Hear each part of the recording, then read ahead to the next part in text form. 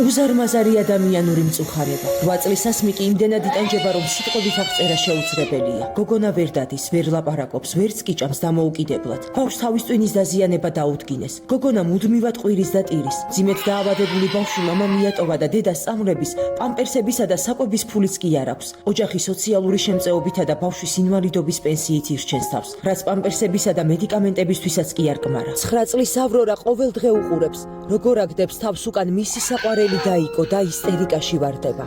გოგონა საკუთარი თვალით ხედავს, როგორ იტანჯება ასმიკი.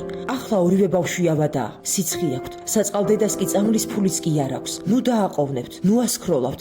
თქვენ შემთხვევით არ წააწყდით ამ უბედური ბავშვის ისტორიას. უმნიშვნელო თანხასაც კი შეიძლება გადამწყვეტი მნიშვნელობა ჰქონდეს. სხვები არ დაეხმარებიან. სწორედ თქვენი მხარდაჭერაა გოგონასთვის სიცოცხლის შანსი. გადარიცხეთ ნებისმიერი თანხა ჩერნოვეცკის ფონდის ოფიციალური საიტის მეშვეობით.